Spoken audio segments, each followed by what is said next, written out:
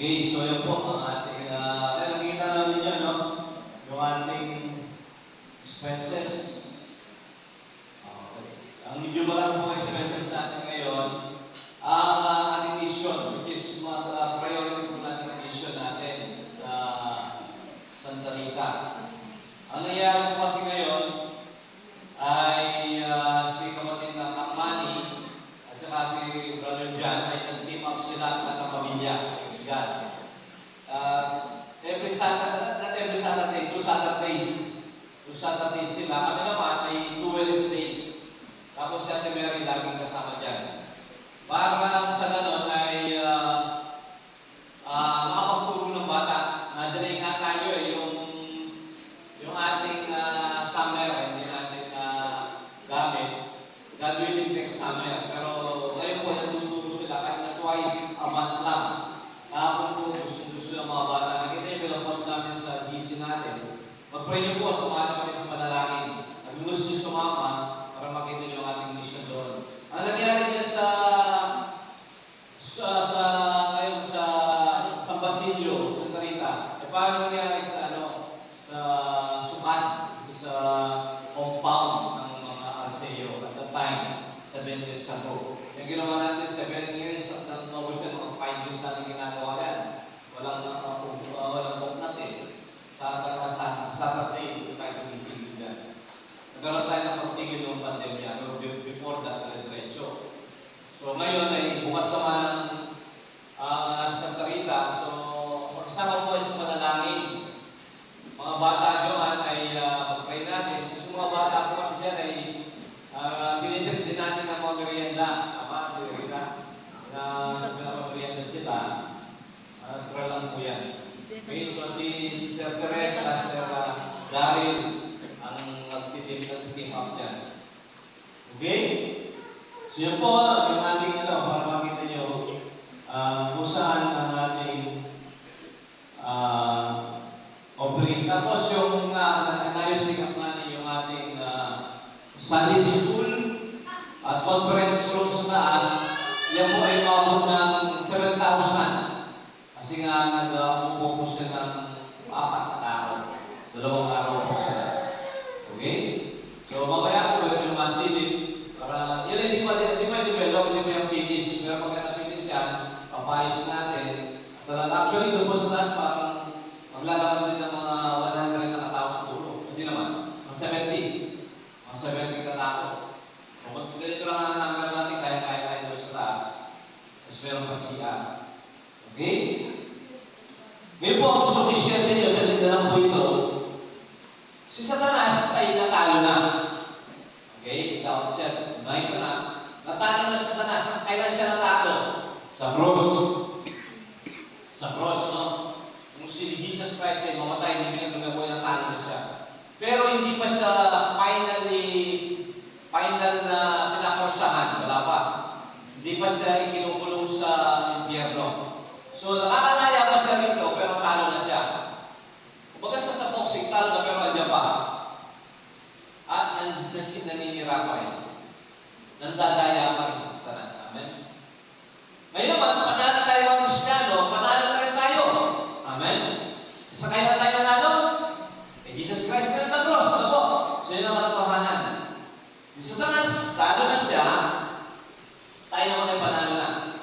Sa isang lugar, sa isang event at the cross, Jesus Christ ay nilibing, namatay at nagkabuhay. Yung ating panalo, yung dinantalo ni Satanas. At si Jesus Christ ngayon hindi na mamamatay muli kasi nakaupo na sa trono. Panalo po tayo. Pero, nadadaya pa rin tayo. Kasi andyan pa rin sa Satanas eh. Nadadaya tayo. At si Satanas po, ang gusto niya tatakihin, unang-una sa tao, isip. Open na open. Yan ang kanyang battlefield. Ang gusto niya makuha yung ating espiritu ng ating will. Hindi na tayo mawulong sa impyerno, pero ikokontrol niya ang ating will. Dadaan niya ang pinaka-battlefield. Kung natalo tayo dito sa battlefield, talo yung ating emosyon, talo yung ating kaluluwa, talo yung ating espiritu. Ang battlefield yung mind. Amen? Yung pinaka-nakaharap ng mind. So, kailangan kontrol natin ang mind. Buhay sa Satanas, meron tayong battle. Meron tayong battle.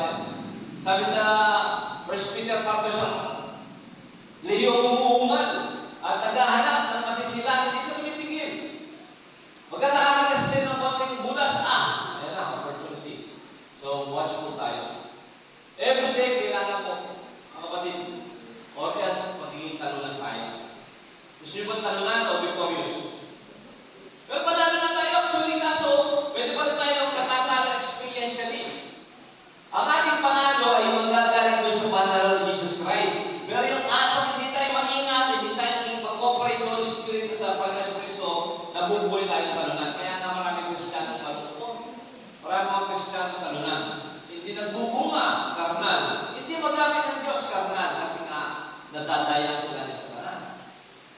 At ang unang-unang, yun ang ginagawa sa taas niya natin isip.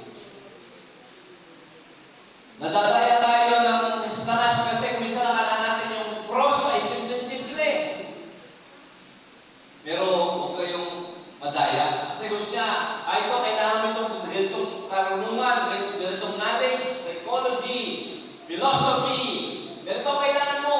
Hindi mo kailangan yung simpleng si Jesus Christ, nakatayo na bilang ng buhay. Doon tayo nadadaya. Dito diskarte, dito ka, pag-aralan mo ito. Simpleng-simple kay Jesus Christ, basic na basic, dito ka lang. Doon ka madadaya. Huwag tayo maalis kay Jesus Christ. Sabi po ba?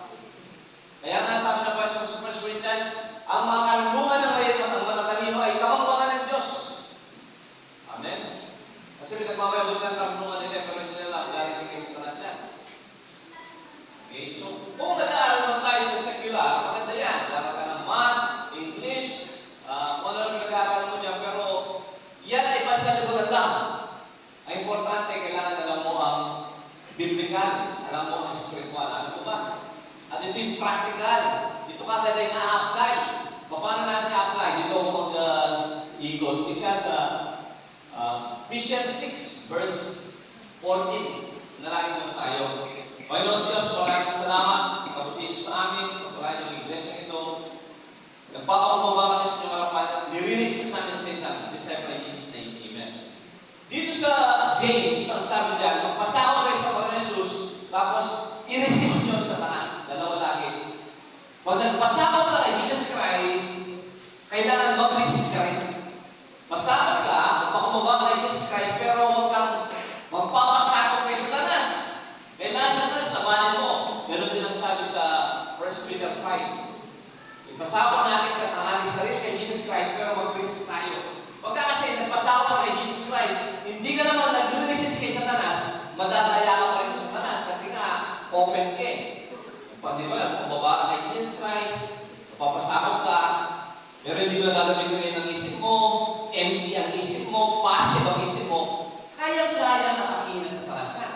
Kailangan ng ating isip hindi yan passive, active. Ang ating participation sa Diyos active, no?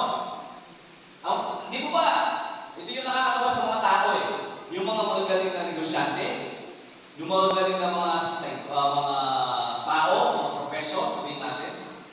Sa mga field nila, magagaling yan, mga abogado. Talagang magagaling sila sa mga field, sa mga trabaho nila. Ang nakapagtataka, pag pumasok sa church, parang iniwan nila yung utak nila sa bahay. Hindi na nag-iisip sa church. Parang nagiging passive. Hindi po. Ang isip mo kailangan dali mo kahit saan, lalo na sa church. Di ba sabi ko sa inyo kanina, baka sa Sunday school natin, baka nga dinadaya ko na kayo, hindi ko alam. Maraming mga tao, pagka spiritual na pinag-usapan, pinapalay na nila ang kanilang brain. Tanggap lang ng tanggap. Amen, amen. Hindi sila nagiging critical. No? Kailangan gamitin natin ang isip. Gusto ng Panginoon, active mind na po. Hindi passive. Kasi madadaya tayo sa taas. Unang-unang anak kita sa taas sa ating isip. Sa mga nabasa natin nabalaan, lalo na ngayon sa Facebook. Dati nga, ang pornography, napakahirap ang access eh. Pero ngayon, at the palm of your hand, meron na sa pornography yan. Wala nga, watch po tayo lalo sa mga parents. Siyempre, mga bata natin, ano yan eh, madaling madaya yan eh. So, ingatan natin. Tapos ba't tayo mga magulang, mag-pray tayo. Panalangin natin ating pamilya kasi nakatake sa talas eh. Sino ang didepensa sa pamilya mo? Sige nga. Lalo mga lalaki.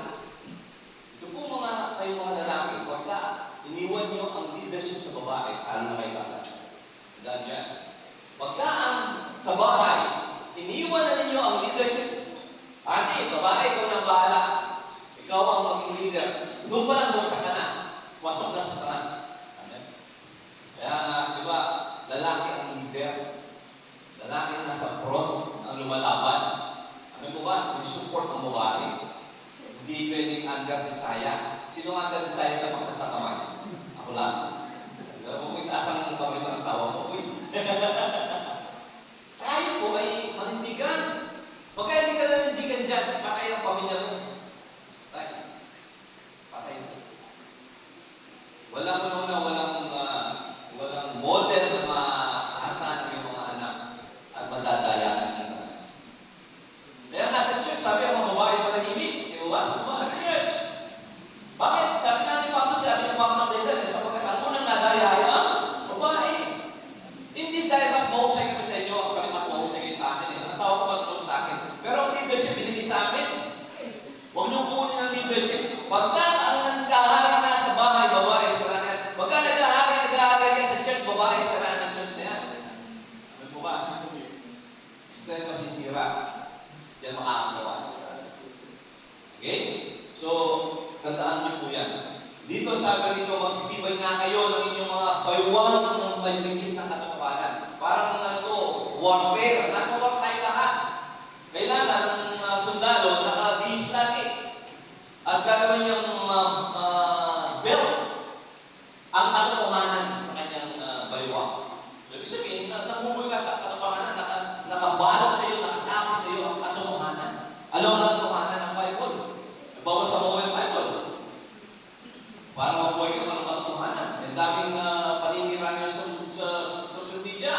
Di mo na nga alam kung anong katotohanan ay tama mo ba? Di mo na nga alam kung babae ang kalaban mo sa boxing o lalaki. Tapos tinuto ka, lalaki pala, babae ka. Pero babae, lumalaban sa boxing, umasuntok ako, hindi pa na babae, lalaki. Ayun, talo. 46 minutes, 6 seconds. Di mo alam kung ano na ang totoo. Alam mo kasi ano ba? Sa Amerika po ngayon, hindi na kinikilala ng dalawang gender lang. Marami yan.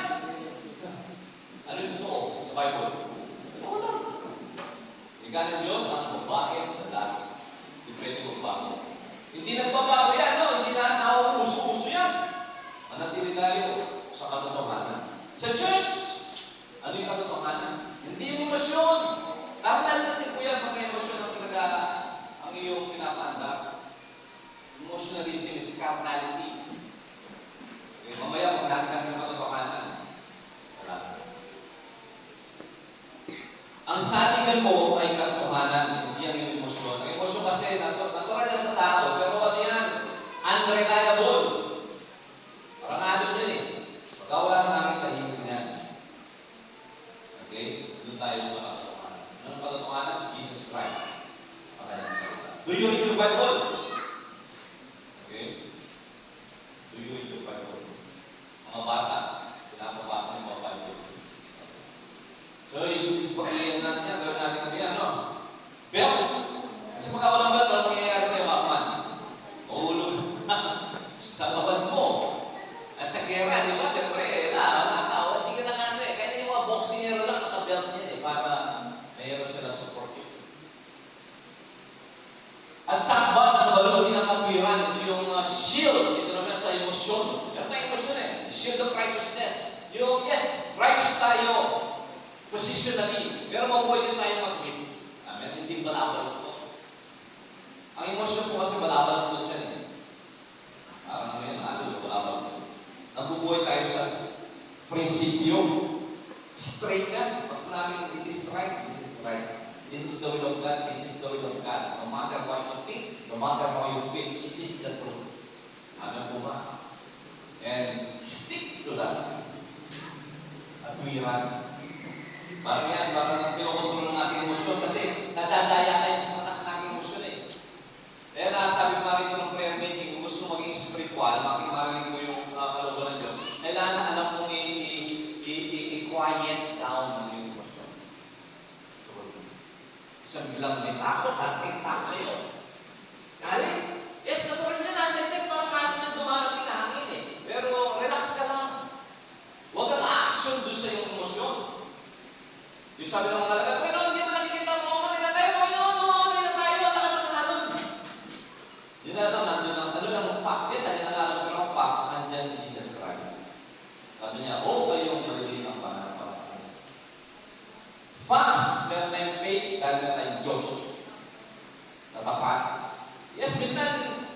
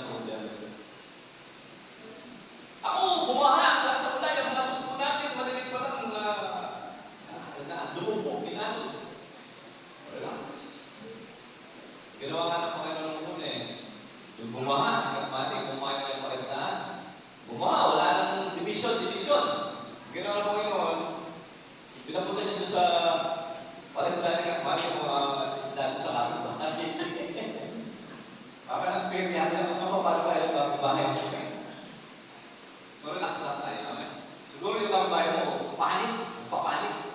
Pero ikaw, relax ka lang. Yung mga sumpo gusto niya yung relax. Amen. Kung po tayo, yung balugi na katwiran sa emosyon yan dito sa, yung shape dito, lalagay dito yung balugi.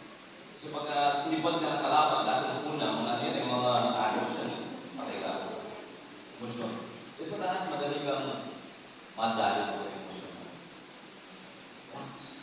Nalangin ka. Ako mo ba na mapanik? Sa mapanik pa ako. Pero importante nakakapanalangin. Panalangin natin lahat ng problema. Kaya sa mga lahat ng bagay sa panalangin. Prayer meditation with thanksgiving. Sino po dito yung mga mahilig heart attacking? Heart attacking. Ito lang yung heart attack lang yung papanik. Mga paniki. Ang tatapanta na. Nanginginig. Tayo lahat dumadaan dyan. So, salamat ko na tayo Diyos. Kaya tayo lahat. Dahil kita rin. Anytime kasi, hindi naman sasabihin sa taas, ataking kita, ay na ako. Ataking kita sa taas ay surprise. Unexpected. Pero pagka lagi kang naka-shield, tama? Lagi kang naka-belt of truth. Yes, andyan ang problema. Pero, meron ka laman. Kung wala, sundalo ka, ang layo ng baril mo. Wala kang helmet, hindi ka nakapagigis. Surprise. Talo ka. Ang iyong mga paa ay may panyapak ng paghahanda ng ebanghelyo ng kapayapaan ng mga paa natin. Kaya nga sabi ng Bible, mapalad ang mga paa, nagdadala ng mabuting balita. Amen? Kahapon po, may mga batay po ng Ramon. Malayo-layo yan. Kung mapalad ang mga paa, mapalad yung mga gulong ko. Nagdadala yung mga mabuting balita. Doon. Sa Marayos, sa Tarina. Pwede po ba kayo mag-share ng gospel? May sakripisyo. Panginoon na, sakripisyo niya. Pinuntahan niya tayo rito. Para mabuo niya yung gospel. Yes, namin mga, mahal ko kayo, bahala ka dyan. Hindi, namatay siya. Binigay niya kanyang sarili. Ang Diyos Ama naman, hindi nagay na kanyang anak. Yun ang kanyang ginawa ng sakripisyo sila. Tayo na magsasakripisyo para sa mga uhulo sa iyo. Sagitin natin sila. Yun ang ginagawa natin. Huwag kayong mahiyak. Huwag niyo kaya sabi ng Pablo, hindi kinahiya ang mabuting balita sapagkat ito ang kapangyarihan ng Diyos sa ikaliligtas ng bawat sumampalataya muna sa mga Griego o mga Hudyo, ganyan sa mga Griego. Romans 1:16. Huwag natin ganyan. Ano ba? Ano yung gospel? Sabihin mo lang, makasalanan ka, which is, aamin lang naman yan. Dahil sa kasalanan mo yan, mamatay ka, aamin din yan. At ang kamatayan ay may dalawa. Kaya hindi yan. Mahal ka ng Diyos. Kaya nga siya ng sacrifice para sa iyo. Kasi namatay, bayaran ng kasalanan, pinilipinan ng kapuhan para hindi ka mahulog sa iyo. Tatanggalin mo ba si Jesus? At hanggang ubang kayo ng dalawa. Masabihin mo rin, pagka hindi ka na namatay, impyerno ka. Huwag niyong kalimutan ng impyerno kasi akala ng kapag namatay na wala lang eh. Hindi. Huwag namatay, merong impyerno naghahantay sa ating lahat. Salamat lang sa Panginoon, dilubos na tayo. Pagtinong lang tayo sa Panginoon. Amen? Ngayon tayo ng pagkain ng walang ating habit, ginagawa natin yan. Lagi tayo sa katotohanan lamang. Kontrol natin ang ating emosyon sa pamamagitan ng katwiran, sa pamumuhay sa katwiran. Lagi tayo nag-evangelize, yan na ay nakipagbakan na tayo. Amen. Sundalo ka, nakikipagbakan. Bukod dito ay taglayin ninyo ang kalasan ng pananampalataya. Ibig sabihin yung shield, yung kalasan, no? Na siya ipapatay ninyo sa lahat ng naglilingas na suligi ng masama. Kailangan tayo faith kay Jesus Christ. Sa kanyang mga pangako. Para napalataya, natalo na natin sa Satanas doon sa Kristo Kalbaryo, lakarin na lang natin yan. Huwag tayo matakot. Amen? Huwag tayo matakot. Maging kamatayan, huwag tayo matakot sa kamatay. Sabi nga naman, huwag tayo matakot sa mga mapatay sa laman. At hanggang doon lang. Matakot kayo, sabi ng Panginoon sa Kristo na patayin niya yung laman mo, tapos pwede pa niyang iulog ang kaluluwa mo sa impyerno. Sino gawa lang? Ang Diyos. Sa Satanas, pwede ka lang yung patayin pisikal. Hanggang doon lang. Yung ginawa niya sa mga unang apostol, pinagpamatay niya ang mga apostol. Pero ganun lang. Hindi niya nahulog sa impyerno ka ng mga naluluwag ng Espiritu. Pagkapatay ng kanila, nasa langit na yun. Si Stephen nga, habang pinagbabato siya, nakita na niya si Jesus, nakaupo sa kanyang trono. Nagbukas ang langit eh. Amen. Kapag papunta na siya doon, at doon na siya. Yung mga nagbato sa kanya, kung hindi lang pala tayo sa kanya, nasa impyerno. Tayo matakot. Darating na ng mga kapagsumukan dito, isang kami nag-pray na isang bagay na nakakatakot din, pero hindi na dapat natakot. What if tayo ay makontrol ng China? Which is, hindi yan imposible. Diba? Maging communist na to. Wala, sasara lahat. Sasara pa na ng bahan natin. What if, magbukwento ka pa kaya ngayon ng Jesus Christ sa kapitbahay mo? Alam mo, papatayin ka pagka ginawa mo. Okay, so may mga ganyang gagawin sa Satan. Kung hindi pa hinulot ng Panginoon, wala nang magagawa yun. What if pinahintulot ng Panginoon? Nangyari niya ngayon sa, ano pangalan yung nilusog ng Russia? Ano yan? Anong bansa yan? Ang Russia yan? Ano mo? Ukraine? Ukraine ang daming Christian niya. Maraming Christian sa Ukraine kasi sa Pilipinas. Pero ngayon, although hindi pa sila talo ng Russia, pero kung natalo ng Russia, it could be na babawalan ng mga Christian. Bakit nangyari yan sa atin? Pero lahat yan pwede nangyari pa ito na kayo saan andin tayo sa mundo. Kaya sabi ng Panginoon, kailangan ay tayo mabubuhay sa pananampalataya. Amen? Faith. Faith. Kakilalanin natin ang Panginoong Jesus. Siya lamang ang ating reward. Bisa kasi nagagalak tayo lamang sa blessing eh. Which is wala naman sa doon. Pero kahit wala ng blessing, mabiligyan na lang ang Panginoon ngayon, tama lang doon sa panggastos mo. Kaya naubos na, may tumalabot ka na naman, di ba? Kasi naubos na eh. Kasi nga, doon ka lang sa blessing na gagalak. Magalak ka sa Diyos, sa blessing, hindi lang sa blessing. Doon siya nagpapala. Parang ang tatay mo. Masaya ka lang, pag ang tatay mo, nagdala siya ng pasalubong. Di ba? Meron ka mga tayo natin sa kumpaan eh. Kuya rin tata, mandala rin butong baka. Si tata, masaya ka lang, kasi sa tatay mo, nagdala ng butong baka. Eh, kumawating, nagsisiyahan ka lang doon sa dala niya, hindi sa tatay mo. Ang gusto ng tatay mo, masiyak na sa kanya. Tama po ba? Ang tatay mo ang kagalakan. Ang kagalakan si Jesus Christ, ang Ama at ang Banal na Espiritu. Siya ang ating great reward. Jesus Christ. Yes, bibigyan tayo blessing. Enjoyment din yan. Kasi pag ito, meron kang income ngayon. Natural lang yan eh. Nasa yate. Pero alam mo rin na temporary lang yun. That's why hindi mo doon ni bubuhos ang iyong kagalakan. Darating yan, ayan mo, dumating yan, darating ang mga blessing yan. Pero kagalakan doon sa nag-bless. Ang kagalakan mo sa Diyos. Sabi po ba? Hindi mawawala ang kagalakan mo kasi hindi na mahuhubos sa Diyos eh. Tama mo ba? Hindi naman naaalis ang Diyos sa iyo. Piling mo, minsan naaalis ang Diyos sa iyo. Minsan niniwala ka. Piling kayo ganyan. Piling lang yun. Pero ang Diyos ay He will never leave you nor forsake you. Okay? At magsibuha rin naman kayo ng turbante ng kaligtasan at tabak na Espiritu na siyang salita ng Diyos. Ito po yung turbante ng kaligtasan. Turbante yung helmet. Importante talaga sa mind natin. Diba sabi nila yung mind natin, importante. Yan ang battleground sa eh. Ano yung ating kaligtasan na tabak ng Espiritu? The sword of the Spirit. Bible. Sino po yung nagbabasa ng Bible every day? Praise God. Sayang. Si Sister Laling, tinulungan ko siya ng sistema eh. Kumisa na ako, hindi ako leader. Meron akong audio Bible. Punta kayo sa YouTube. Tagalog. Bawa, John 1. Audio Bible. Mag-play mo na. Habang naglalaba ka, magsasalita yung chapter 1, chapter 2. Okay. Tapos, hanggang chapter 2 na. Lista mo ngayon. Bukas, ako chapter 3 na ako. Habang naglalaba bukas, bubunod ka naman. Doon na, diba? Hindi after a while, natapos mo yun dyan. Tapos di mo ngayon sa ibang book. Pero, pagka morning, yung meditation na tawag, 5 verse lang maximum. 5 ako, 5 verse. Pray ako, babasahin ko yung verse yan. Pray ako, ulitin ko yan, tapos kumakat na ako. Huwag lang yung pakinggan ng anak ko. Pero akin lang yun. Tanda ko, tapos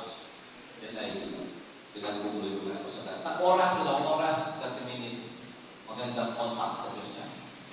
Magandang relationship. Salita, Bible, prayer, nag-pray mo ang iglesia, nag-pray mo mga kapatid. Ako, pinag-pray ko kayo isa-isa.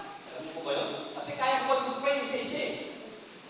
Siyempre, yung ibang bago, hindi ba nag-pray? Si Jose, nag-pray ka everyday. Saka si Pepe. Si Pepe. Ang mong pangalan niya. Nag-pray ko everyday.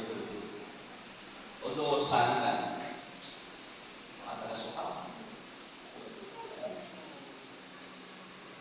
Kaya nga, kumakain ako ng 2 oras araw-araw. Isang oras, 2 oras. Kasi meron pa akong buwakan na pakagyan. Pero, 5 verse lang ang binabalik ko. Hindi masarap yan actually. Kasi gigising ka ng maga. Gusto mo, nakabaranda ka naman sa tabi. Alam mo, malakas ang aircon. Kalabas ka yan. Sakripisyo yan. Buhay Kristiyan niya sacrifice. Amen? Kapag ang sakripisyo ng naman natin dito sa lupa alam mo na sabihin mo, Panginoon, sa langit na ako magsasakripisyo. Maglalawa ako doon. Anong lalaban mo doon? Magwawalis ako doon. Anong lalawawalis ako doon? Yan ating kalsada doon. Ginto. Wala ka ng sakripisyo. Saan ang sakripisyo? Dito. Panginoon, sa langit na po ako mag-preach ng gospel. Sino maaalala mo sa gospel doon? Si Pedro, si Juan, iligtas na. Wala pa nga naligtas sa iyo. Saan ang mga iniligtas? Dito, ngayon. Dito, sacrifice sa langit. Wala sacrifice. Ilang araw, ilang taon na mabubuhay dito sa lupa? Maximum 100. Doon ilang taon na mabubuhay sa langit. Maximum eternal. Hanggang saan ang wakas ng walang hanggan? Puro sa lahat kasama ng Jesus Christ. Okay na magsakripisyo rito. Kung ikukumpara na sa glory ang naghahanay sa atin. Mga kapatid. Hindi yung konti lang yun. Nasira lang ang aircon Ayaw ko na mag-input! Ganito pala. Yung isa na nakapipigil ng paakyan yun. Paakyan. Huwag kayong mga anak ko, kalma. Hinahanap pa kayong mayaman para kumaari-ari kayo. Sabi nga, yung dalawa ko dati kumakain lang kayo ng darak Hindi kumain na kayo ng pagpilano ko. Bagay, kumaari kayo. It's hypocrisy. Diba? Marami ngayon mga ate. Salamat na. Saan po tayo magsasakripisyo? Kailan tayo maglulugod sa Diyos? So, yung magsasakripisyo natin, naman natin yan na kinukwenta. Hindi natin yan na pinagmamalaki sa Diyos. Tama lang. Huwag siya nagsasakripisyo para sa atin. Ano po ba? Pumunta sa chapel, pasalamat kayo. Bukas ang Pilipinas, pumunta sa chapel. Pagka dumating ang China rito, hindi na kayo wala na makakita dito. Yung magbukas ng Bible, tatago na lang tayo. Salamat tayo, 2 araw nga lang ako pumunta sa chapel. Okay. Antayin nyo pang pagbawa tayo. Paano ka maninindigan? Laban sa kanyang persecution, kung ngayon ay open, konting sakripisyo din mo magawa. It's impossible. Lalo na pag marami ng mahirapan. Mga kapatid, marami na pagsisisihan. Alam po ba yun? Kasi akala na marami kabubusan lang spiritual. Nakakilala na majority. Real talk lang tayo. Para malaman natin kung saan tayo nakatayo. Alam po ba? Huwag ang sa taas mo ay totoo. Ang taglay ninyo ang kalasan ng pananampalataya siyang ipapakay ninyo sa lahat ng nagningingas na sa lubi ng masama. Hindi natin kasi nadadayan na tayo. At tayo po ay deceivable, no? Hindi tayo exempted sa pagiging madadaya. Nadadaya tayo. Kahit na ako, ngayon nadadaya ako. At dapat aminin natin yan. Pag inamin mo hindi ka pwede madaya, daya ka na kayo, nadaya ka na. At that moment. At magsiguro rin naman kayo ng turbante ng kaligtasan at ng tabak ng Espiritu na siyang salita ng Diyos. Ibig siya, Tapos dito, magbawas po ito na mas panalangin kayo sa Espiritu ng lahat ng panalangin at dahil sa buong panahon. All season. Masaya ka, hindi ka masaya, manalangin ka. Hindi mo tayo mabubuhay sa emosyon Nabubuhay by faith. Not by emotion, not by joy. Hindi tayo manalangin, pagka-feel lang natin. No? Feel mo, hindi mo feel, mag-pray ka. Mamit ka sa Diyos. Magpuyat sa buong katiyagaan at daing na patungkol sa lahat ng mga banal. Putos po yan, no? Yan ang natin pakipagbaka. Gusto natin magtagumpay. Meron tayong sacrifices. Again, ang kaligtas natin libre. Pero yung natin paglagong Kristiyano, kailangan natin ng cooperation. Biyaya din yan, pero cooperation. Minsan, ang cooperate natin yung buong buhay natin. Bigay natin sa Diyos. Kaya po'y manalangin, Panginoon Diyos, maraming salamat sa katotohanan na nagtagumpay namin lamang kay Satanas. Salamat, Panginoon Diyos, sa pinapakita nyo at na kami pwedeng madaya at mabuhay ng parang mga talunan. Hindi nyo nagagamit. Basically, useless sa inyong kaharian kapag hindi kami umaayon sa lakad ayon sa Espiritu. Sisis po kami. Hindi kilala namin ang mga pagsalasama. Panginoon Diyos, makapaw kayo sa amin. Ang mga kapagsubuhan na nararanasan namin, Panginoon Diyos, gisingin niyo po kami. Ito ay panggising niyo sa amin para kami lumapit, sumunod sa inyo. We humble ourselves. Praise you. Glorify your name, O Lord Jesus Christ. This I pray in His name. Amen. Amen. Praise God.